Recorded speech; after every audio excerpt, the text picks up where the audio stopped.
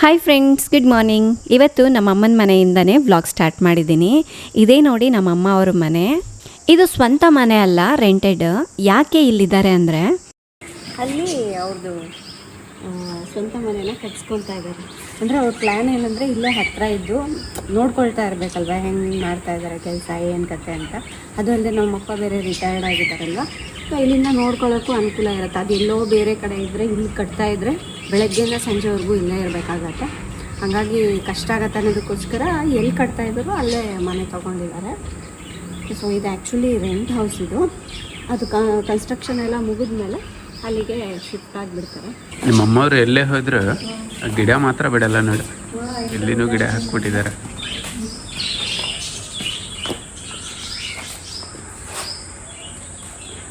ಇದೆಲ್ಲ ಹಳೆ ಮನೆಯಲ್ಲೇ ಇತ್ತು. ಅವರು ಕ್ವಾರ್ಟರ್ಸಲ್ಲಿ ಇದ್ರಲ್ವ, ಅಲ್ಲೇ ಗಿಡಗಳು ಹಾಕ್ಕೊಂಡಿದ್ರು. ಅದನ್ನು ಇಲ್ಲಿ ಪಾಟಿಗೆ ಹಾಕ್ಕೊಂಡು ತೊಗೊಂಡ್ಬಿಟ್ಟಿದ್ದಾರೆ. ಎಷ್ಟು ಎತ್ತರ ಇದ್ದಾನೆ. ಮೆಡಿಸಿನಲ್ ಪ್ಲಾಂಟ್ಸ್ ಅಂತೆ, ಅದು ಇದು ನೋಡಿ. ಇಲ್ಲಿ ಇನ್ಸುಲಿನ್ ಕೂಡ ಇದೆ. ಅದು ನಾವು ಕೊಟ್ಟಿದ್ದೆಲ್ಲ ಅವಾಗ ಹಾಂ, ಎಷ್ಟು ದೊಡ್ಡದಾಗಿದೆ ನೋಡಿದೆ. ಅಲ್ಲಿಂದ ತೊಗೊಂಬಂದಿದ್ರಲ್ಲ ಅಮ್ಮನೇ, ಅದು ನೆನಪಿಲ್ಲ. ತೋಟಕ್ಕೆ ಬಂದಾಗ ತೊಗೊಂಬಂದಿದ್ರು. ಇದು ಬಟರ್ಫ್ಲೈ ಏನಿದೆ ಅದು ಏನೋ ಹೇಳ್ತಾರಲ್ಲ, ಇದು ಪರ್ಪಲ್ ಫ್ಲವರ್ ಬರುತ್ತೆ.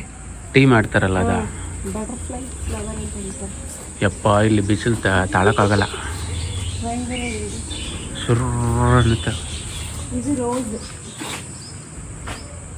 ನಾನು ಅವಾಗ ಕಾಲೇಜ್ಗೆ ಹೋಗೋ ಟೈಮ್ನಲ್ಲಿ ಗಿಡ ಹಾಕ್ಕೊಂಡಿದ್ವಿ ಅಲ್ಲಿ ಹಳೆ ಮನೇಲಿ. ಅದು ಇನ್ನೂ ಅಷ್ಟು ವರ್ಷ ಬರುತ್ತೆ ರೋಸ್ ಗಿಡ. ಅದೇ ಕಟ್ ಮಾಡಿದ್ರೆ ಆಯಿತು, ಬರ್ತಾನೆ ಇರುತ್ತೆ. ನನಗೆ ಗೊತ್ತಿದೆ ಈಗ ಫ್ರೆಂಡ್ಸ್. ಅದ್ರ ಹೆಸರು ಏನು ಗೊತ್ತಾ? ಸಿಂಬಾ ಅಂತ. ಸಿಂಬಾ ಥರ ಇದೆ ಇದು. ಬರ್ಡ್ಸ್. ನಮ್ಮ ದೀರುಗೆ ಇದು ತುಂಬ ಇಷ್ಟ ಆಗಿಬಿಟ್ಟಿದೆ. ಅದೊಂದು ಕೊಡಿ, ಅದೊಂದು ಕೊಡಿ ಅಂತೆ. ಏನು ಅದೊಂದು ಕೊಡಿ, ಅದೊಂದು ಕೊಡಿ. ದೀರು ಅದೊಂದು ಕೊಡಿ, ಅದೊಂದು ಕೊಡಿ ಅಂತ. ಮತ್ತು ಅದನ್ನ ತಗೊಂಡು ಏನು ಮಾಡ್ತಾನೆ ಅಂತ, ಅವನೇನು ಇಟ್ಕೊಳಕ್ಕಲ್ಲ, ಅದು ತಗೊಂಡು ನಾಯಿಗೆ ಹಾಕ್ತಾನಂತೆ. ನನಗಂತೂ 2 ಡೇಸಿಂದ ನಿದ್ದೆ ಇಲ್ಲ. ಈ ಥರ ಸ್ವಲ್ಪ ಕುತ್ಕೊಂಡ್ರೆ ಸಾಕು ನಿದ್ದೆ ಬಂದುಬಿಡೋದು.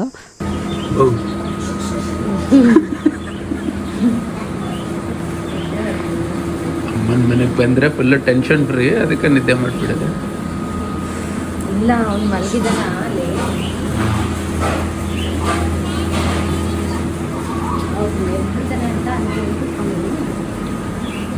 ಇಲ್ಲಂತೂ ನೀರು ಎಷ್ಟು ಕುಡಿದ್ರೂ ದಾಹ ಅನ್ನೋದೇ ತಿರ್ತಾ ಇಲ್ಲ. ನನ್ನಂತೂ ಹಿಂಗೆ ನೀರು ತುಂಬೋದು, ಹಿಂಗೆ ಖಾಲಿ ಆಗಿಬಿಡೋದು, ಆ ಥರ ಆಗ್ತಾಯಿತ್ತು. ಇನ್ನು ಚಿನಿಮಾ ಮೋಕ್ಷ ಅಂತೂ ಚೆನ್ನಾಗಿ ಆಟಾಡ್ತಾ ಇದ್ದಾರೆ. ಏನೋ ಮೋಕ್ಷಿಗೆ ಈಗ ಸಮ್ಮರ್ ಹಾಲಿಡೇಸ್ ಅಲ್ವಾ, ಸೊ ಹಾಗಾಗಿ ಇಲ್ಲಿಗೆ ಬರೋದು ಮತ್ತು ಮನೆಗೆ ಹೋಗೋದು ಮಾಡ್ತಿರ್ತಾನೆ. ಏನೋ ನಮ್ಮ ಚಿನಿಮಾ ನಮ್ಮ ಜೊತೆನೇ ನಮ್ಮ ಅಪ್ಪನ ಕರ್ಕೊಂಡು ಹೋಗೋ ಪ್ಲ್ಯಾನ್ ಮಾಡ್ತಾ ಇದ್ದಾಳೆ. ಕಾರಲ್ಲಿ ಹೋಗೋಣ, ಚೆನ್ನಾಗಿರುತ್ತೆ, ಅಲ್ಲಿ ಸ್ವಲ್ಪ ದಿವಸ ಇರೋಂತೆ ನೀನು ಅಂತ ಏನೋ ಹೇಳ್ತಾ ಇದ್ಲು. ಫ್ರೆಂಡ್ಸ್, ನಾನು ಸುಮ್ಮನೆ ನನ್ನ 2 years ಓಲ್ಡ್ ವಿಡಿಯೋನ ನೋಡ್ತಾ ಕೂತಿದ್ದೆ. ಹೇರ್ ನೋಡಿ ಅವಾಗ ಎಷ್ಟು ಚೆನ್ನಾಗಿತ್ತಲ್ವಾ. ಈಗ ಕಂಪೇರ್ ಮಾಡಿದ್ರೆ ವಾಲ್ಯೂಮ್ ಎಷ್ಟು ಕಡಿಮೆ ಆದಂಗೆ ಕಾಣಿಸ್ತಾ ಇದೆ ಅಲ್ವಾ. ನಾನು ರಜು ಡಿಸ್ಕಸ್ ಮಾಡ್ತಾ ಇದ್ವಿ, ಈಗಿನ ಕಾಲದಲ್ಲಂತೂ ಈ ಹೇರ್ ಫಾಲ್ ಅನ್ನೋದು ಕಾಮನ್ ಆಗಿ ಹೋಗ್ಬಿಟ್ಟಿದೆ. ತುಂಬ ಜನರು ಬಂದು ನನಗೆ ಹೇಳ್ತಾ ಇದ್ದಾರೆ, ನಮಗೆ ಹೇರ್ ಫಾಲ್ ಸಮಸ್ಯೆ ಇದೆ, ನನಗೂ ಹೇರ್ ಫಾಲ್ ಸಮಸ್ಯೆ ಇದೆ ಅಂತ. ಇದೆಲ್ಲ ಕೇಳ್ತಾ ಇದ್ರೆ ಒಂಥರ ಹೆದರಿಕೆ ಆಗ್ಬಿಡುತ್ತೆ ಅಲ್ವಾ. ನಾನೊಬ್ಳು ಇನ್ಫ್ಲೂಯೆನ್ಸರ್ ಆಗಿರೋದ್ರಿಂದ ಹಲವಾರು ಬಗೆಯ ಪ್ರಾಡಕ್ಟ್ಸ್ಗಳನ್ನು ನಾನು ನೋಡಿದ್ದೀನಿ. ಒಂದಕ್ಕಿಂತ ಒಂದು ತುಂಬಾನೇ ಚೆನ್ನಾಗಿದೆ. ಆದ್ರೆ ಇಲ್ಲಿ ಸಮಸ್ಯೆ ಏನಪ್ಪಾ ಅಂದ್ರೆ ಪ್ರೊಫೆಷನಲ್ ಗೈಡೆನ್ಸ್ ಇಲ್ಲ. ಅಂದ್ರೆ ಈಗ ನೋಡಿ, ಈ ಹೇರ್ ಫಾಲ್ ಸಮಸ್ಯೆ ಅನ್ನೋದು ಎಲ್ರಿಗೂ ಸೇಮ್ ಇರೋದಿಲ್ಲ. ಒಬ್ಬೊಬ್ರಿಗೆ ಒಂದೊಂದು ರೀಸನ್ಗೆ ಹೇರ್ ಫಾಲ್ ಅನ್ನೋದು ಆಗ್ತಾ ಇರತ್ತೆ. ಆದ್ರೆ ನಮ್ಮ ಸಮಸ್ಯೆನ ಅರ್ಥ ಮಾಡ್ಕೊಂಡು ಕರೆಕ್ಟ್ ಆದಂತಹ ಪ್ರಾಡಕ್ಟ್ ಅನ್ನ ಸಜೆಸ್ಟ್ ಮಾಡೋರು ಒಬ್ರಿದ್ರೆ ಎಷ್ಟು ಚೆನ್ನಾಗಿರತ್ತಲ್ವಾ. ಸೊ ಅದೇ ತರ ಒಂದು ಸೊಲ್ಯೂಷನ್ ಸಿಕ್ಕಿದೆ ನನ್ಗೆ. ಅದೇನಪ್ಪಾ ಅಂದ್ರೆ ಕ್ಯೂರ್ ಆಪ್. ಈ ಆಪ್ ನ ಮುಖಾಂತರ ನೀವು ಮನೆಯಲ್ಲೇ ಕುತ್ಕೊಂಡು ಎಕ್ಸ್ಪೀರಿಯನ್ಸ್ ಡರ್ಮಟಾಲಜಿಸ್ಟ್ ಹತ್ರ ಹೇರ್ ಕನ್ಸಲ್ಟೇಷನ್ ಅನ್ನ ಪಡಿಬಹುದು. ಬೆಸ್ಟ್ ಪಾರ್ಟ್ ಏನಪ್ಪಾ ಅಂದ್ರೆ ಇವರು every 15 to 20 days follow up ಮಾಡ್ತಾರೆ. ಒಂದ್ಸಲ ಪ್ಲಾನ್ ಶೇರ್ ಮಾಡಿದ್ರೆ ಮುಗೀತು ಅನ್ನೋ ತರ ಅಲ್ಲ. ಹಾಗೆ ಇದು ರ್ಯಾಂಡಮ್ ಸಜೆಷನ್ಸ್ ಅಲ್ಲ, ಇವರು ನಿಮ್ಮ ಹೇರ್ ಮತ್ತು ಸ್ಕಾಲ್ಪ್ ನ ಅನಲೈಸ್ ಮಾಡಿ AI ಮುಖಾಂತರ ರೂಟ್ ಕಾಸ್ ಮೇಲೆ ಕೆಲಸ ಮಾಡ್ತಾರೆ. ಈ ಪ್ರಾಸೆಸ್ ತುಂಬಾ ಸಿಂಪಲ್. ಆಪ್ ನ ಡೌನ್ಲೋಡ್ ಮಾಡಿ ಸೈನ್ ಅಪ್ ಆಗಬೇಕು. ಹೇರ್ ಮತ್ತು ಸ್ಕಾಲ್ಪ್ ನ ಪಿಕ್ಚರ್ಸ್ ಅನ್ನ ಅಪ್ಲೋಡ್ ಮಾಡಿ ಕೆಲವೊಂದು ಬೇಸಿಕ್ ಕ್ವೆಶ್ಚನ್ಸ್ ಅನ್ನ ಆನ್ಸರ್ ಮಾಡಬೇಕು. ಆಗ ನಿಮ್ಗೆ ಎಕ್ಸ್ಪರ್ಟ್ಸ್ ಇಂದ ಕಸ್ಟಮೈಸ್ಡ್ ಟ್ರೀಟ್ಮೆಂಟ್ ಪ್ಲಾನ್ ಸಿಗುತ್ತೆ. ಒಂದು 10-15 ನಿಮಿಷದಲ್ಲೇ ನಮ್ ಹೇರ್ಗೆ ಏನ್ ಸಮಸ್ಯೆ ಇದೆ, ಏನ್ ಬೇಕು ಅನ್ನೋದು ಗೊತ್ತಾಗ್ಬಿಡುತ್ತೆ. ಅದಾದ್ಮೇಲೆ ಈ ತರ ಪ್ರಾಡಕ್ಟ್ಸ್ ಅನ್ನ ಮನೆಗೆ ಕಳಿಸ್ತಾರೆ. ನೋಡಿ, ನನ್ನ ಸಮಸ್ಯೆಗೆ ತಕ್ಕಂತೆ ಇಷ್ಟೊಂದು ಪ್ರಾಡಕ್ಟ್ಸ್ ಅನ್ನ ಕಳಿಸ್ಕೊಟ್ಟಿದ್ದಾರೆ. ಇದರಲ್ಲಿ hair fall control serum, internal support ಗೆ ಸಪ್ಲಿಮೆಂಟ್ಸ್, ಹಾಗೆ ಒಂದು ಮೈಲ್ಡ್ ಶಾಂಪೂ ಮತ್ತು ಕಂಡೀಷನರ್ ಕೂಡ ಇದೆ. ಈ ಪರ್ಸನಲೈಸ್ಡ್ ಕಿಟ್ ತುಂಬಾ ಅಫೋರ್ಡಬಲ್ ಅನ್ನಿಸ್ತು. ಸೊ ನಿಮ್ಮ ಸಮಸ್ಯೆಗೆ ತಕ್ಕಂತೆ ನೀವು ಆಪ್ ಅನ್ನ ಯೂಸ್ ಮಾಡಿದ್ರೆ ಯಾವ ಪ್ರಾಡಕ್ಟ್ ನೀವು ಯೂಸ್ ಮಾಡ್ಬೇಕು ಅನ್ನೋದು ಗೊತ್ತಾಗ್ಬಿಡತ್ತೆ. ಇದೊಂಥರ ಚೆನ್ನಾಗಿದೆ ಅಲ್ವಾ? ನಾನು ಕೂಡ ಯೂಸ್ ಮಾಡಿದ್ದೀನಿ, ರಿಸಲ್ಟ್ ನೋಡ್ತಾ ಇದ್ದೀನಿ. ಅಂಡ್ ನೀವು ಕೂಡ ಏನಾದ್ರೂ ಟ್ರೈ ಮಾಡ್ಬೇಕು ಅನ್ಕೊಂಡಿದ್ರೆ ಡಿಸ್ಕ್ರಿಪ್ಷನ್ ಅಲ್ಲಿ ಕ್ಯೂರ್ ಆಪ್ ನ ಲಿಂಕ್ ಕೊಟ್ಟಿರ್ತೀನಿ, ಒಮ್ಮೆ ಹೋಗಿ ಟ್ರೈ ಮಾಡಿ. ಇನ್ನೊಂದೇನ್ ಗೊತ್ತಾ, ಮಾಯಾ 100 ಅನ್ನೋ ಕೋಡ್ ನ ಯೂಸ್ ಮಾಡ್ಕೊಂಡ್ರೆ ಕನ್ಸಲ್ಟೇಷನ್ ನಲ್ಲಿ ಎಕ್ಸ್ಟ್ರಾ ಡಿಸ್ಕೌಂಟ್ ಕೂಡ ಸಿಗುತ್ತೆ. ನನ್ ಪ್ರಕಾರ ಸ್ವಲ್ಪ ಇದ್ದಾಗ್ಲೇನೆ ಸರಿ ಮಾಡ್ಕೊಂಡ್ರೆ ಒಳ್ಳೇದಲ್ವಾ? ಜಾಸ್ತಿ ಆಗ್ಲಿ ಬಿಡು ಅಂತ ಹೇಳಿ ಹಾಗೆ ಬಿಡ್ಬಾರ್ದು. ಅಡುಗೆ ಮಾಡ್ತಿದ್ದಾರೆ ಅಂತ ಹೇಳಿ ಬಿಸಿಲು ಸಿಕ್ಕೋಬಿಡೋದಪ್ಪ ಇಲ್ಲಿ, ಏನು ಬಿಸಿಲಪ್ಪ, ಅಷ್ಟೊಕ್ಕೆ ನೋಡು, ಕಣ್ಣು ಉರಿತಾ ಇದೆ. ನಿಮ್ಮಂತೂ ಹಿಂಗೆ ಮಾತಾಡ್ತಾ ಇದ್ದಾರೆ. ಹಾಂ, ನೋಡಲ್ಲಿ ಸಿನಿಮಾ ಕಣ್ಣು ನೋಡಲ್ಲಿ. ಏನೋ ಬಿಸಿಲು ತುಂಬ ಇದೆ ಅಲ್ವಾ ರಾಜು, ಇದು ಎಲ್ರಿಗೂ ಐಸ್ ಕ್ರೀಮ್ ತರಿಸ್ಬಿಟ್ಟಿದ್ದಾರೆ. ಏನೋ ಇಲ್ಲಿ ಸಮ್ಮರ್ಗಂತೂ ತಣ್ಣಗೆ ಏನಾದರೂ ತಿಂತಾ ಇರಬೇಕು, ಕುಡಿತಾ ಇರಬೇಕು ಅಂತಲೇ ಅನಿಸ್ತಾ ಇರತ್ತೆ. ಆದರೆ ನಾವು ಒಳಗಡೆ ಇದ್ದೀವಲ್ವ, ಆದ್ರೂ ತುಂಬ ಸೆಕೆ ಅನ್ನಿಸ್ತಾ ಇದೆ. ಒಂದ್ಸಲ ಮನೇಲಿ ಇರೋಕ್ಕೂ ಅನ್ಸೋದಿಲ್ಲ, ಹೊರಗಡೆ ಹೋದರೆ ಒಂಥರ ಬಿಸಿ ಗಾಳಿ ಬರುತ್ತೆ. ಇದು ನೋಡಿದ್ರೆ ಸಮ್ಮರ್ಗೆ ಎಲ್ಲೂ ಹೋಗೋದು ಬೇಡಪ್ಪ, ಆರಾಮ್ ಮನೇಲಿ ಒಳಗಡೆ ಕುತ್ಕೊಂಡ್ಬಿಡೋಣ ಅಂತ ಅನ್ಸ್ಬಿಡುತ್ತೆ. ನಮ್ಮ ಮಕ್ಳು ಕೇಳಬೇಕಾ, ಒಂದು ಕಡೆ ಕೂರೋದಿಲ್ಲ. ಸೊ ಅದಕ್ಕಾಗಿ ಅವರಿಗೆ ಐಸ್ ಕ್ರೀಮ್ ತಿನ್ನಿಸಿ ಅದಾದಮೇಲೆ ಊಟ ಮಾಡ್ಕೊಂಡ್ವಿ. ಇನ್ನು ರೇಖನೇ ಬೆಳಗ್ಗೆನೇ ಇಲ್ಲಿಂದನೇ ರೆಡಿ ಆಗಿಬಿಟ್ಟು ಆಫೀಸ್ಗೆ ಹೊಂಟೋಗಿದ್ಲು. ಇನ್ನು ಊಟ ಮುಗಿಸ್ಕೊಂಡು ಮಕ್ಕಳನ್ನೆಲ್ಲ ರೆಡಿ ಮಾಡಿಕೊಂಡು ಇನ್ನು ನಾವು ಕೂಡ ಈಗ ಹೊರಟಿದ್ದೀವಿ. ಮೋಕ್ಷ ಒಬ್ಬನೇ ಇಲ್ಲಿ ಒಬ್ಬನೇ ಆಗಿಬಿಡ್ತಾನೆ ಅನ್ನೋದಕ್ಕೋಸ್ಕರ ಅವನನ್ನು ಕೂಡ ಕರ್ಕೊಂಡೋಗ್ತಾ ಇದ್ದೀವಿ. ನಮ್ಮ ಧೀರು ಅಂತೂ ನಮ್ಮ ತಮ್ಮನ್ನೇ ಅಂಟ್ಕೊಂಡ್ಬಿಟ್ಟಿದ್ದ. ಅವನಿಗೆ ಗಂಡು ಹುಡುಗರು ಅಂದರೆ ತುಂಬ ಇಷ್ಟ, ಅವ್ರ ಜೊತೆನೇ ಜಾಸ್ತಿ ಇರ್ತಾನೆ. ಏನೋ ನಾವು ಬಂದಿದ್ದ ದಿವಸನೇ ನಮ್ಮ ಅಜ್ಜಿನೂ ಕೂಡ ಬಂದಿದ್ರು. ನಮ್ಮ ಅಜ್ಜಿನ ಕೂಡ ನೋಡಿ ಮಾತಾಡಿಸ್ದಂಗೆ ಆಯಿತು. ಹಾಗೆ ಕೆಲವರು ಕೇಳ್ತಿರ್ತಾರೆ, ಎಲ್ಲಿ ನಿಮ್ಮ ಅಜ್ಜಿ ಬರ್ತಾ ಇಲ್ಲ, ಕಾಣಿಸ್ತಾನೆ ಇಲ್ಲ ಅಂತ. ಸೊ ಅವರು ಕೂಡ ಅಷ್ಟೇ, ಜಾರ್ ಬಿದ್ದುಬಿಟ್ಟು ಅವ್ರಿಗೂ ಜಾಸ್ತಿ ನಡೆಯೋಕ್ಕಾಗಲ್ಲ, ಹಾಗಾಗಿ ಜಾಸ್ತಿ ಟ್ರಾವೆಲ್ ಎಲ್ಲ ಮಾಡಲ್ಲ ಅವರು. ಈಗ ಏನೋ ನಾವಿವಾಗ ಬಂದಿರೋದು ನಮ್ಮ ರೇಖಾ ಮನೆಗೆ. ಏನೋ ಅವಳು ಆಫೀಸ್ ಮುಗಿಸ್ಕೊಂಡು ಮನೆಗೆ ಬಂದ್ಲು, ಅಷ್ಟೊತ್ತಿಗೆ ನಾವು ಕೂಡ ಅವಳ ಮನೆಗೆ ರೀಚ್ ಆದ್ವಿ. ಅವಳಂತೂ ಪಾಪ ಯಾವಾಗ್ಲಿಂದನೂ ಕರಿತಿರ್ತಾಳೆ. ಅವಳು ನಮ್ಮ ಮನೆಗೆ ಬಂದಾಗೆಲ್ಲ ಹೇಳೋದೇನು ಗೊತ್ತಾ, ನೆಕ್ಸ್ಟ್ ಟೈಮ್ ನಾನು ನಿಮ್ಮ ಮನೆಗೆ ಬರೋದೇ ಇಲ್ಲ, ನೀವು ಬರೋವರೆಗೂ ನಾನು ಬರಲ್ಲ ಅಂತ ಹೇಳ್ತಾಳೆ. ಬಟ್ ನಾನು ಅವಳು ಏನೋ ಪ್ಲ್ಯಾನ್ ಮಾಡ್ಕೊಂಡಿದ್ವಿ, ನೆಕ್ಸ್ಟ್ ಮಂತ್ ಬರೋಣ, ಅದು ಮಾಡೋಣ ಇದು ಮಾಡೋಣ ಅಂತ. ಬಟ್ ಸಡನ್ನಾಗಿ ಬರೋಂಗೆ ಆಗ್ಬಿಡ್ತಲ್ಲ. ಅವಳಿಗೂ ಏನು ಮಾಡ್ಬೇಕು ಗೊತ್ತಾಗ್ತಾ ಇಲ್ಲ, ನನಗೂ ಏನು ಮಾಡ್ಬೇಕು ಗೊತ್ತಾಗ್ತಾ ಇಲ್ಲ. ಇನ್ನು ರೇಖಾ ಮನೆ ನೋಡಿ, ಇದು ಎಷ್ಟು ಚೆನ್ನಾಗಿದೆ ಅಲ್ಲ. ಅವಾಗೆಲ್ಲ ಬರೀ ಚಿನ್ನಿಮ ಜೊತೆನೇ ಆಟಾಡ್ತಾ ಇದ್ದ ಇವನು. ಈಗ ಇಬ್ಬರಿಬ್ರು ಆಗಿದಾರಲ್ಲ, ಅವ್ನಿಗೆ ಎಷ್ಟು ಖುಷಿ ಆಗ್ಬಿಟ್ಟಿದೆ ಗೊತ್ತಾ. ಅವ್ನ ಮನೆಗೆ ಬಂದರೆ ಸಾಕು, ಅವ್ನ ಮುಖ ಎಲ್ಲ ಫುಲ್ ಹೊಳಿತಿರ್ತದೆ. ಏನೋ ಈ ಮನೆಗೆ 2 ಬೆಡ್ರೂಮ್ ಇರೋದ್ರಿಂದ ಸೊ ಒಂದು ಮಾತ್ರ ಬೆಡ್ರೂಮ್ ಮಾಡ್ಕೊಂಡಿದ್ದಾರೆ, ಇನ್ನೊಂದು ಬಂದುಬಿಟ್ಟು ಅದನ್ನು ಹಾಗೆ ಏನಕ್ಕೆ ಖಾಲಿ ಬಿಡೋದು ಅಂತ ಹೇಳ್ಬಿಟ್ಟು ಅದರಲ್ಲಿ ವಾಷಿಂಗ್ ಮೆಷಿನು, ಡ್ರೆಸ್ಸಿಂಗ್ ಏರಿಯಾ ಎಲ್ಲ ಮಾಡ್ಕೊಂಡಿದ್ದಾಳೆ. ಏನೋ ಕೆಲವ್ರು ನನಗೆ ಕೇಳ್ತಾ ಇರ್ತಾರೆ, ನೀವು ರೇಖಾ ಥರ ಇದ್ದೀರಾ ಅಲ್ವಾ, ರೇಖಾ ಆ ಥರನೇ ಕಾಣಿಸ್ತೀರಾ ಅಂತ. ಅಲ್ಲ, ನಾನು ದೊಡ್ಡವಳಲ್ವಾ, ಅವಳು ನನ್ನ ಥರ ಕಾಣಿಸ್ಬೇಕು, ನಾನು ಅವಳ ಥರ ಹೆಂಗೆ ಕಾಣಿಸ್ತೀನಿ ಅಂತ ನನಗೆ ಕೆಲವೊಂದು ಸಲ ಅನ್ನಿಸ್ತಾ ಇರುತ್ತೆ. ಇನ್ನು ಇಬ್ಬರು ನೋಡೋಕ್ಕೆ ಸ್ವಲ್ಪ ಸೇಮ್ ಕಾಣಿಸ್ತೀವಿ ಅಷ್ಟೇ. ನೋಡಿ, ಅವಳಿಗೂ ನನಗೂ ಮೂಗಷ್ಟೇ ವ್ಯತ್ಯಾಸ. ಧೀರುಗೆ ಹೊಸ ಹೊಸ ಟಾಯ್ಸ್ ಸಿಕ್ಬಿಟ್ಟಿದೆ, ಇದೇನು ಅದೇನು, ಇದು ಹೆಂಗೆ ಆಟಾಡಬೇಕು ಅದರಲ್ಲೇ ಬ್ಯುಸಿ ಆಗಿಬಿಟ್ಟಿದ್ದಾನು. ಇನ್ನು ನಾವು ಮಧ್ಯಾಹ್ನನೇ ಬರ್ತೀವಿ ಅಂತ ಹೇಳಿದ್ವಿ, ಬಟ್ ಬರೋಕ್ಕಾಗಿರಲಿಲ್ಲ, ಅಲ್ಲೇ ಟೈಮ್ ಆಗೋಗ್ಬಿಡ್ತು. ರೇಖಾ ಪಾಪ ನಾವು ಮಧ್ಯಾಹ್ನ ಬರ್ತೀವಿ ಅಂತ ಹೇಳಿ ಅಡುಗೆ ಎಲ್ಲ ರೆಡಿ ಮಾಡಬೇಕು ಅಂಥೇಳಿ ಎಲ್ಲ ತಂದಿಟ್ಟಿದ್ಲು. ಆಮೇಲೆ ಇಲ್ಲ, ನಾನು ಸ್ವಲ್ಪ ಲೇಟಾಗಿ ಬರ್ತೀನಿ ಅನ್ನೋದೇ, ಇನ್ನು ರಾತ್ರಿಗೆ ಅಡುಗೆ ರೆಡಿ ಮಾಡ್ತಾ ಇದ್ದಾಳೆ ಈಗ.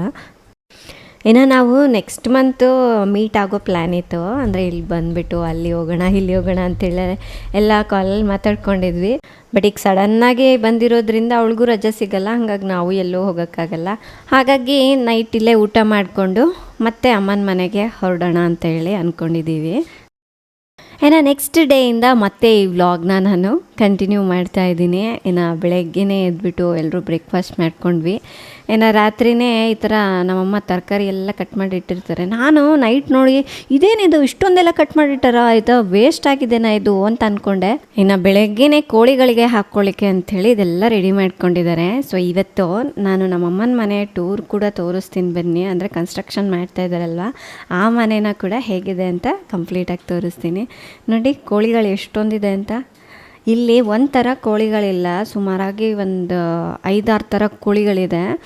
ಕೋಳಿಗಳೆಲ್ಲ ಸಾಕ್ಕೊಂಡಿದ್ದಾರಲ್ವ, ಈ ಜಾಗನೂ ಕೂಡ ಅವರು ರೀಸೆಂಟಾಗಿ ಪರ್ಚೇಸ್ ಮಾಡಿದಾರಂತೆ. ಆ್ಯಕ್ಚುಲಿ ಅದು ಅವಾಗಲೇ ಅವರು ಪ್ಲ್ಯಾನ್ ಮಾಡಿದ್ರಂತೆ ಸಿಗತ್ತೆ ಅಂತ, ಸಿಕ್ಕಿರಲಿಲ್ಲ ಅಂತ. ಇಲ್ಲ ಅಂತ ಹೇಳಿದ್ರೆ ಇನ್ನು ಸ್ವಲ್ಪ ದೊಡ್ಡ ಮನೆ ಕಟ್ಟಿರೋರಂತೆ. ನೋಡಿ ಇದೆಲ್ಲ ಟರ್ಕಿ, ಎಷ್ಟೆಷ್ಟು ದೊಡ್ಡ ಕೋಳಿ ಇದೆ ಗೊತ್ತಾ, ಒಂದೊಂದು 10 kg ಇದೆ ಅಂತ. ಇದು ನೋಡೋಕ್ಕೆ ಪುಟ್ಟದ್ದು ಕಾಣಿಸ್ತಾ ಇದೆ. ನಮ್ಮ ದೀರುಗಂತೂ ಆ ಬಿಳಿ ಕೋಳಿ ತುಂಬ ಇಷ್ಟ ಆಗಿದೆ. ಈ ಕೋಳಿಗಳನ್ನ ಗೂಡಲ್ಲೇ ಯಾಕೆ ಹಾಕಿದ್ದಾರೆ ಅಂದರೆ ಇದು ಬಿಟ್ಟರು ಹೊಂಟೋಗ್ಬಿಡುತ್ತಂತೆ, ಸಿಗಲ್ವಂತೆ ಕೈಗೆ ಬೇಗ.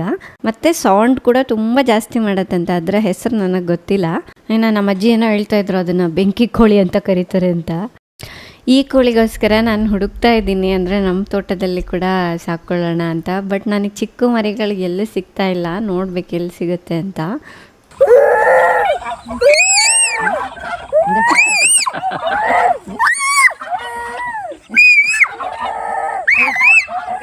ಇನ್ನು ಮಕ್ಕಳು ಸೌಂಡ್ ಮಾಡೋದೆ, ಆ ಕೋಳಿಗಳು ಕೂಡ ಸೌಂಡ್ ಮಾಡತ್ತಲ್ವ, ಹಾಗಾಗಿ ಕೋಳಿಗಳು ತುಂಬಾ ಇಷ್ಟ ಆಗೋಗ್ಬಿಟ್ಟಿದೆ ಅವರಿಗೆ.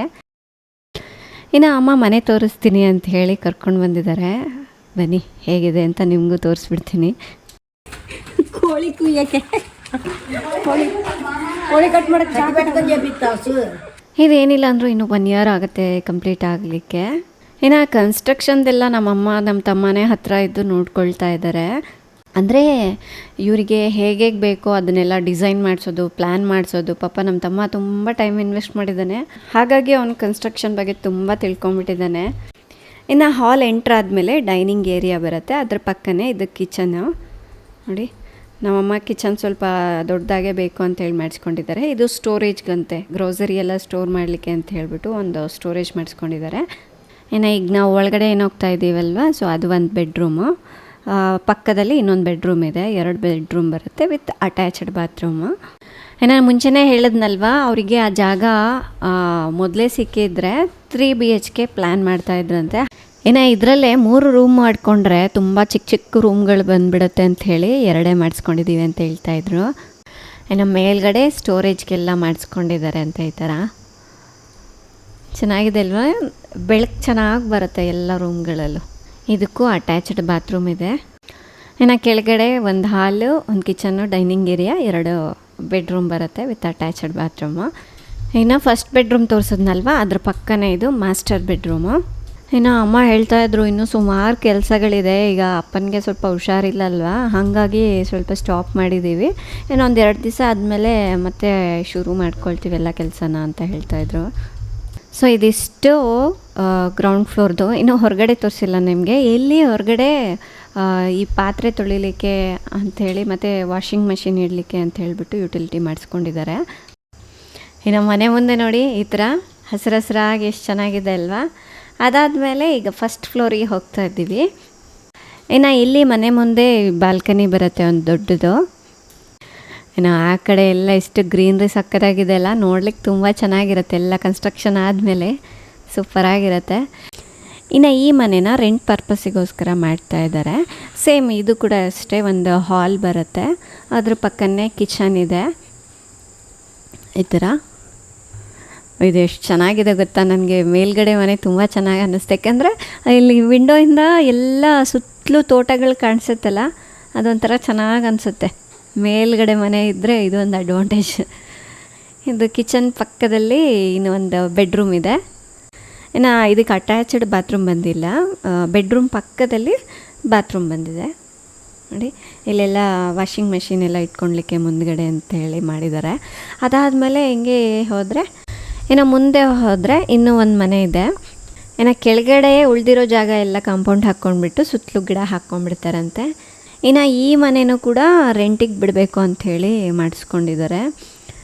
ಸೊ ಇದರಲ್ಲಿ ಈ ಕಡೆ ಬಾಗಿಲು ಬಂದಿದೆ. ಇದು ಬಂದುಬಿಟ್ಟು ಹಾಲ್. ನೀವು ಫಸ್ಟ್ ಮನೆ ನೋಡಿದ್ರಲ್ವ, ಅದಕ್ಕಿಂತ ಇದು ಸ್ವಲ್ಪ ದೊಡ್ಡ ಮನೆ, ಅಂದರೆ 2 BHK ಹೌಸ್ ಇದು. ಇದು ಹಾಲ್ ಪಕ್ಕದಲ್ಲೇ ಇದು ಒಂದು ಬೆಡ್ರೂಮು. ಚೆನ್ನಾಗಿದೆ ಅಲ್ಲ. ಅದ್ರ ಪಕ್ಕದಲ್ಲೇ ಇನ್ನೂ ಒಂದು ಬೆಡ್ರೂಮ್ ಪಕ್ಕದಲ್ಲಿ ಮತ್ತು ಕಿಚನ್, ಪೂಜಾ ರೂಮ್ ಬಂದುಬಿಡುತ್ತೆ. ಮೇಲ್ಗಡೆಯಿಂದ ವ್ಯೂ ಎಲ್ಲ ತುಂಬ ಚೆನ್ನಾಗಿ ಕಾಣುತ್ತೆ. ನನಗಂತೂ ಅದು ತುಂಬಾ ಇಷ್ಟ ಆಯಿತು. ಏನಿರೋದು ಏನು ಇದೇನಿದು? ಬೆಡ್ರೂಮ್. ಇದು ಏನು ಎಲ್ಲಿದೆ ಅಲ್ಲ? ಅದೇನದು? ಕಿಚನ್. ಅದು ಏನು? ಕೋಳಿ ಮಾಡಕ ಕಿಚನ್. ಕಿಚನ್. ಇದು ಇದು ಹಾಲ್. ಏನಿದು? ಇನ್ನು ಈ ಮನೆಗೆ ಹೊರಗಡೆ ಬಾತ್ರೂಮ್ ಪ್ಲ್ಯಾನ್ ಮಾಡಿದ್ದಾರೆ. ಈ ಮನೆ ಕಟ್ಸ್ಕೊಳ್ಬೇಕಾದ್ರೆ ಹತ್ತಿರ ಇದ್ದು ಎಷ್ಟು ನೋಡ್ಕೊಳ್ಬೇಕಾಗತ್ತಲ್ಲ. ಇಲ್ಲಿ ನೋಡಿ ಕೆಳಗಡೆ ಒಂದು ಕೋಳಿ ಬಂದು ನಿಂತ್ಕೊಂಡಿದೆ. ನಮ್ಮಮ್ಮನ ವಾಯ್ಸ್ ಕೇಳಿಸ್ಕೊಂಡು ಈಗ ಎಲ್ಲಿದ್ದರೆ ಅಲ್ಲಿರುತ್ತಂತೆ, ನಮ್ಮಪ್ಪ ಎಲ್ಲಿದ್ದರೆ ಅಲ್ಲೇ ನಿಂತ್ಕೊಳ್ಳುತ್ತಂತೆ. ಇನ್ನು ಇದು ಟೆರೆಸ್ ಮೇಲೆ ನಿಂತ್ಕೊಂಡು ನೋಡಿದರೆ ಹೆಂಗೆ ಕಾಣ್ತಾ ಇದೆ ನೋಡಿ ಅಲ್ಲ. ಸುತ್ತಲೂ ಹಸಿರಾಗಿ ಚೆನ್ನಾಗಿದೆ. ಎಷ್ಟೋ ಜನರು ಡ್ರೀಮ್ ಆಗಿರುತ್ತಲ್ವ ಈ ಥರ ತೋಟದಲ್ಲಿ ಮನೆ ಕಟ್ಸ್ಕೊಳ್ಬೇಕು ಅಂತ. ಇನ್ನು ಮೇಲ್ಗಡೆ ಏನೋ ಸ್ಟೋರೇಜ್ ಪ್ಲ್ಯಾನ್ ಮಾಡಿದ್ದಾರಂತೆ. ದೀರು ಕೈಯಲ್ಲಿ ಒಂದು ನೈಫ್ ಇದೆ ಅಲ್ವಾ, ಅದು ಮಂಡು ಇದೆ. ಬಟ್ ಅವ್ನು ಕೊಡೋಕ್ಕೂ ರೆಡಿ ಇಲ್ಲ. ನಾನು ಕೇರ್ಫುಲ್ಲಾಗಿ ಹತ್ತಿರ ಇದು ನೋಡ್ಕೊಳ್ತಾ ಇದ್ದೀನಿ.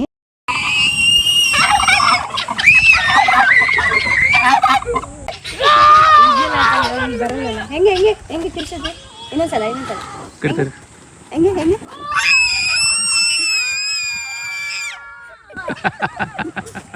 ಇನ್ನು ಇದೆಲ್ಲ ನೋಡಿಕೊಂಡು ನೈಟ್ ಇಲ್ಲೇ ಇದ್ಬಿಟ್ಟು ನೆಕ್ಸ್ಟ್ ಇವಾಗ ರೇಖಾ ಮನೆಗೆ ಹೋಗಿದ್ದೀವಿ ಬೆಳಗ್ಗೆನೆ. ನಿನ್ನೆನೇ ಹೋಗೋ ಪ್ಲ್ಯಾನ್ ಇತ್ತು, ಬಟ್ ಚಿನಿಮನ ಸಡನ್ನಾಗಿ ಕರ್ಕೊಂಡು ಬಂದಿದ್ದೀವಿ. ಅವಳಿಗೆ ಹೋಗೋಕ್ಕೇ ಇಷ್ಟ ಇರಲಿಲ್ಲ. ಅವಳಿಗೋಸ್ಕರ ಇನ್ನೊಂದು ದಿನ ಇದ್ವಿ. ಫ್ರೆಂಡ್ಸ್, ಈಗ ಬ್ರೇಕ್ಫಾಸ್ಟ್ ಮಾಡ್ತಾ ಇದ್ದೀವಿ. ಬ್ರೇಕ್ಫಾಸ್ಟ್ ಮಾಡಿಕೊಂಡು ಹೊರಡಬೇಕು ನಾವಿನ್ನ. ಏನದು? ಏನೋ ಬಂದಿದ್ದೀವಿ. ನನಗೆ ಮೋಕ್ಷನ ಕೂಡ ಕರ್ಕೊಂಡು ಹೋಗ್ಬಿಡೋಣ ಅಂತ. ಬಟ್ ಅವನು ಇಲ್ಲಿ ಸಮ್ಮರ್ ಕ್ಯಾಂಪಿಗೆ ಜಾಯ್ನ್ ಆಗಿಬಿಟ್ಟಿದ್ದಾನೆ. ನಾನು ಅದು ಅಲ್ಲದೆ ಚಿನ್ನಿಮ್ಮಗೆ ಹೇಳಿದ್ದೆ, ಈ ಟೈಮ್ ನಾವು ಹೊಸಪೇಟೆಗೆ ಹೋದರೆ ಮೋಕ್ಷನ ಕರ್ಕೊಂಡು ಬಂದುಬಿಡೋಣ, ಕೆಲವು ದಿವಸ ಇಲ್ಲೇ ಇರ್ತಾನೆ ಅಂತ. ಅದು ಅವಳಿಗೆ ನೆನಪಿದೆ. ಬಟ್ ಈಗ ಈ ಥರ ನಾವು ಸಡನ್ನಾಗಿ ಹೋಗಿರೋದು ಅವಳಿಗೂ ಐಡಿಯಾ ಇಲ್ಲ. ಅಂದರೆ ನಾವೆಲ್ಲ ಪ್ಲ್ಯಾನ್ ಮಾಡ್ಕೊಂಡು ಬಂದಿದ್ದೀವಿ ಅಂತಲೇ ಅಂದ್ಕೊಂಡಿದ್ದಾಳೆ. ಹಾಗಾಗಿ ಇನ್ನು ಬೆಳಗ್ಗೆನೇ ಶುರು ಮಾಡ್ಕೊಂಡ್ಬಿಟ್ಟಿದ್ದಾಳೆ. ಅವನಿಗೆ ಬ್ಯಾಗ್ ರೆಡಿ ಮಾಡ್ಕೊ, ಈ ಬಟ್ಟೆ ಇಟ್ಕೊ, ಅದೆಲ್ಲ ಇಟ್ಕೊ, ಅಲ್ಲಿಗೆ ಹೋಗೋಣ. ಕಾರಲ್ಲಿ ಡ್ಯಾಡಿ ಬೆಡ್ ರೆಡಿ ಮಾಡಿದ್ದಾರೆ, ಆರಾಮಾಗಿ ಮಲ್ಕೊಂಡು ಹೋಗೋಣ, ಏನೇನೋ ಹೇಳ್ಬಿಟ್ಟಿದ್ದಾಳೆ ಪಾಪ ಅವನಿಗೆ. ಅವನಿಗೂ ಆಸೆ ಆಗೋಗ್ಬಿಟ್ಟಿದೆ ಈಗ ಹೋಗಬೇಕು ಅಂತ. ಅವ್ನು ಸಮ್ಮರ್ ಕ್ಯಾಂಪಿಗೆ ಜಾಯ್ನ್ ಆಗಿಲ್ಲ ಅಂದಿದ್ರೆ ಕರ್ಕೊಂಡು ಹೋಗ್ತಾ ಇದ್ವಿ. ಬಟ್ ಜಾಯ್ನ್ ಆಗಿದ್ದಾನೆ, ಹೆಂಗೆ ಬಿಡ್ಸೋಕ್ಕೂ ಆಗೋದಿಲ್ಲಲ್ಲ. ಅದಕ್ಕೆ ನಾವೇ ಹೋಗೋಣ ಚಿನಿಮಾ ಅಂತ ಹೇಳಿದೆ. ಅಳಕ್ಕೆ ಶುರು ಮಾಡ್ಕೊಂಡ್ಬಿಟ್ಟಿದ್ದಾಳೆ. ಇಲ್ಲ, ಮೋಕ್ಷ ಬರಲೇಬೇಕು ಅಂಥೇಳಿ. ಇಲ್ಲ, ಅವಳು ಇದ್ಬಿಡ್ತಾಳೆ ಅಂತೆ. ಅಯ್ಯೋ, ನನಗಂತೂ ಹಿಂಗೆ ಅವ್ನ ಕರ್ಕೊಂಡೋಗೋಕ್ಕೂ ಆಗಲ್ಲ, ಅವಳನ್ನು ಬಿಟ್ಟೋಗೋಕ್ಕೂ ಆಗಲ್ಲ, ಹಂಗಾಗ್ಬಿಟ್ಟಿದೆ. ಇನ್ನು ಅವಳನ್ನ ಕನ್ವಿನ್ಸ್ ಮಾಡೋದ್ರಲ್ಲೇ ಒಂದು ಅರ್ಧ ಗಂಟೆ ಕಳೆದೋಗ್ಬಿಡ್ತೇವೆ. ಯಾಕೆಂದರೆ ನಮಗೆ ನಾವು ಮೈಸೂರು ರೀಚ್ ಆಗಬೇಕು ಅಂದರೆ ಸ್ವಲ್ಪ ಲೇಟ್ ಆಗಿಬಿಡತ್ತೆ. ಕತ್ಲಾಗೋದಕ್ಕಿಂತ ಮುಂಚೆನೇ ಮನೆ ಮುಟ್ಬಿಡೋಣ ಅನ್ನೋದು ನನ್ನ ಯೋಚನೆ. ಯಪ್ಪ, ನನಗಂತೂ ಈ ಥರ ಇವ್ರು ಅಳೋದೆಲ್ಲ ನೋಡಿದ್ರೆ ನಾನು ಚಿಕ್ಕ ವಯಸ್ಸಿನಲ್ಲಿ ನನಗೆ ನೆನಪಾಗುತ್ತೆ. ಅಯ್ಯೋ, ನಾವು ಹಿಂಗೆ ಇದ್ವಲ್ಲ, ಎಷ್ಟು ಬೇಜಾರಾಗೋದಲ್ಲ ಹೋಗಬೇಕಾದ್ರೆ. ಇನ್ನು ನಾವು ಹಿಂಗೆ ಹೋದರೆ ಅವಳು ರೇಖಾ ಕೂಡ ಹಿಂಗೆ ಆಫೀಸಿಗೆ ಹೊಂಟೋಗೋದಿತ್ತು. ಇನ್ನು ಪಾಪ ಮೋಕ್ಷೊಬ್ಬನೇ ಮನೇಲಿ ಆಗಿಬಿಡ್ತಿದ್ದ. ಅವನೇನು ಆರಾಮಾಗಿರ್ತಾನೆ, ತೊಂದರೆ ಇಲ್ಲ. ಬಟ್ ಚಿನ್ನಿವಾನೇ ತುಂಬ ಹಚ್ಕೊಂಡ್ಬಿಟ್ಟಿದ್ಲು. ಅಂದರೆ ಅವಳು ಒಂದು ಸಲ ಹೇಳಿಬಿಟ್ರೆ ಅವಳು ತಲೆಯಲ್ಲಿ ಕುತ್ಕೊಂಡ್ಬಿಡತ್ತೆ. ಓಕೆ, ಈ ಥರ ಅಂಥೇಳಿ ಏನೇನೋ ಪ್ಲ್ಯಾನ್ ಮಾಡ್ಕೊಂಡ್ಬಿಡ್ತಾಳೆ. ಅದಾಗಿಲ್ಲ ಅಂದಾಗ ತುಂಬಾ ಬೇಜಾರು ಮಾಡ್ಕೊಂಡ್ಬಿಡ್ತಾಳೆ ಅವಳು. ಏನು ರಾಜು, ಇದು ನಿನ್ಗೆ ಅಲ್ಲಿಗೆ ಶಾಪಿಂಗ್ ಕರ್ಕೊಂಡು ಹೋಗ್ತೀನಿ, ಎಲ್ಲಿಗೆ ಹೋಗೋಣ, ಅಲ್ಲಿ ಇದನ್ನು ತಿನ್ಕೊಂಡು ಬರೋಣ, ಏನೇನೋ ಹೇಳಿ ಕನ್ವಿನ್ಸ್ ಮಾಡಿದ್ರು. ಒಟ್ಟಿನಲ್ಲಿ ಒಪ್ಕೊಂಡ್ಲು ಅವಳು ಸರಿ ಅಂತ ಹೇಳ್ಬಿಟ್ಟು. ಬಾಯ್ ಬಾಯ್. ಎಲ್ಲ ನೀನು ಎಲ್ಲ ಇರ್ತೀಯಾ? ಅಣ್ಣನ ಜೊತೆ ಆಟ ಆಡ್ಕೊಂತ ಇಟ್ಬಿಡು. ಮೋಕ್ಷಿಗೆ ನಮ್ಮ ಮನೆಗೆ ಬರೋಕ್ಕೆ ತುಂಬಾ ಇಷ್ಟ ಆಗುತ್ತೆ. ಅವನಿಗೆ ನಾನು ಮಾಡುವಂತಹ ವೆರೈಟಿ ತಿಂಡಿಗಳು ತುಂಬ ಇಷ್ಟ ಆಗುತ್ತೆ. ಆಮೇಲೆ ಇನ್ನೊಂದೇನು ಗೊತ್ತಾ, ಅವ್ನು ನನ್ನ ಮೇಲೆ ಕವಿತೆ ಎಲ್ಲ ಬರೀತಾನೆ. ನನಗೆ ಯಾವಾಗಲಾದರೂ ಫೋನ್ ಮಾಡಿದಾಗ ಹೇಳ್ತಿರ್ತಾನೆ ಅವನು ಈ ಕವಿತೆ ಆ ಕವಿತೆ ಅಂತೇಳ್ಬಿಟ್ಟು. ಅವಳಿದ್ದು ಹೇಳ್ತಾಳೆ, ನೋಡಿ ನನ್ನ ಮೇಲೆ ಅವ್ನು ಕವಿತೆ ಬರೆಯಲ್ಲ, ನಿನ್ನ ಮೇಲೆ ಕವಿತೆ ಬರೀತಾನೆ, ನಿನ್ನನ್ನು ಹಾರ್ಟಲ್ಲಿ ಇಟ್ಕೊಂಡಿದ್ದಾನೆ ಅಂತ. ಅಷ್ಟೊಂದು ಪ್ರೀತಿ ಮಾಡ್ತಾನೆ. ಅಂದರೆ ಅವನನ್ನು ನಾವು ಹಾಗೆ ನೋಡ್ತೀವಲ್ಲ, ಹಾಗಾಗಿ ಅವನಿಗೆ ನಾನು ಬೇರೆ ರೇಖಾ ಬೇರೆ ಹತ್ರ ಅಂದ್ಕೊಳ್ಳಲ್ಲ ಅವನು. ಇನ್ನು ಹೊರಟ್ವಿ, ಆಗಲೇ ಅರ್ಧ ದಾರಿ ಕೂಡ ಮುಟ್ಟಿದ್ವಿ. ಈಗ ಹತ್ತತ್ರ ತುಮಕೂರಲ್ಲಿದ್ದೀವಿ. ಇನ್ನು ಎಲ್ಲರೂ ಊಟ ಮಾಡಿಕೊಂಡು ಹೊಂಟ್ಬಿಡೋಣ ಅಂಥೇಳಿ ನಿಲ್ಲಿಸ್ಕೊಂಡು ಊಟ ಮಾಡೋಕ್ಕೆ ಅಂತ ಬಂದ್ವಿ. ನಮ್ಮ ಮನೇಲಿ ಯೂಶ್ವಲಿ ಸ್ವಲ್ಪ ಖಾರ ಎಲ್ಲ ಕಮ್ಮಿನೇ ತಿನ್ನೋದು. ಬಟ್ ನಮ್ಮ ಚಿನ್ನಿಮ್ಮ ಸ್ವಲ್ಪ ಊರಿಗೆ ಹೋಗಿ ಬಂದರೆ ಸ್ವಲ್ಪ ಖಾರ ಎಲ್ಲ ತಿನ್ನಲಿಕ್ಕೆ ಇಷ್ಟಪಡ್ತಾಳೆ. ಅದು ಯಾಕೋ ಏನೋ ಗೊತ್ತಿಲ್ಲ. ಅವಳು ಹೇಳಬೇಕು ಅಂದರೆ ಈ ಥರ ಮಂಚೂರಿಯನ್ ಎಲ್ಲ ಇಷ್ಟಪಡೋದೇ ಇಲ್ಲ. ಬಟ್ ಇಲ್ಲಂತೂ ಸ್ವಲ್ಪ ಸ್ಪೈಸಿ ಆಗಿದೆ, ಚೆನ್ನಾಗಿ ತಿಂತಿದ್ದಾಳೆ. ನನಗೆ ಅದೇ ಆಶ್ಚರ್ಯ. ಇನ್ನು ರಾಜು ಇದ್ದು ನಾರ್ತ್ ಇಂಡಿಯನ್ ಮೀಲ್ ತರಿಸ್ಕೊಂಡ್ರು. ನಾವು ಊಟ ಮಾಡಿಕೊಂಡು ಈಗ ಹೊರಟಿದ್ದೀವಿ. ಇಲ್ಲಿನ ಆ್ಯಂಬಿಯನ್ಸ್ ಎಲ್ಲ ಸಖತ್ತಾಗಿತ್ತು ಮಾತ್ರ. ಫುಡ್ಡು ಅಷ್ಟೇ ತುಂಬ ಚೆನ್ನಾಗಿ ಎಂಜಾಯ್ ಮಾಡಿದ್ವಿ. ಹೊರಟ್ವಿ ಇನ್ನು ನಾವೀಗ. ಇನ್ನು ಇಲ್ಲಿಂದ ಹೊರಟ್ರೆ ಎಲ್ಲೂ ನಿಲ್ಲಿಸ್ಬಾರ್ದು, ಡೈರೆಕ್ಟ್ ಮೈಸೂರಿಗೆ ಮುಟ್ಟಿದ ಮೇಲೆ ನಿಲ್ಲಿಸ್ಬೇಕು ಅಂತ ಅಂದ್ಕೊಂಡಿದ್ದೀವಿ. ಇನ್ನು ಮಕ್ಕಳು ತರಲೆ ಮಾಡ್ತಾ ಅವ್ರ ಜೊತೆ ಸ್ವಲ್ಪ ಆಟ ಆಡ್ತಾ ಚೆನ್ನಾಗಿ ಎಂಜಾಯ್ ಮಾಡ್ತಾ ಹೋಗ್ತಾ ಇದ್ದೀವಿ. ಇನ್ನು ಮೈಸೂರು ಬರ್ತಿದ್ದ ಹಾಗೆ ಮಳೆ ಶುರು ಆಗಿಬಿಡ್ತು. ನಮಗೆ ಎಷ್ಟು ಖುಷಿ ಆಯಿತು ಗೊತ್ತಾ. 2 ದಿವಸ ಬಿಸಿಲು ಅಂತ ಇದ್ವಿ. ಮಳೆ ನೋಡೋದೇ ಒಂಥರ ಖುಷಿ ಅನ್ನಿಸ್ತು. ಇನ್ನು ಇವತ್ತಿನ ವ್ಲಾಗ್ ಎಲ್ಲ ಎಂಡ್ ಮಾಡ್ತಾ ಇದ್ದೀನಿ. ತಮ್ಮೆಲ್ಲರಿಗೂ ವಿಡಿಯೋ ಇಷ್ಟ ಆದರೆ ಲೈಕ್ ಮಾಡಿ, ಶೇರ್ ಮಾಡಿ. ನಾಳೆ ಇನ್ನೊಂದು ಹೊಸ ವಿಡಿಯೋದೊಂದಿಗೆ ಮತ್ತೆ ಸಿಗ್ತೀನಿ. ಅಲ್ಲಿವರೆಗೂ ಟೇಕ್ ಕೇರ್, ಬಾಯ್.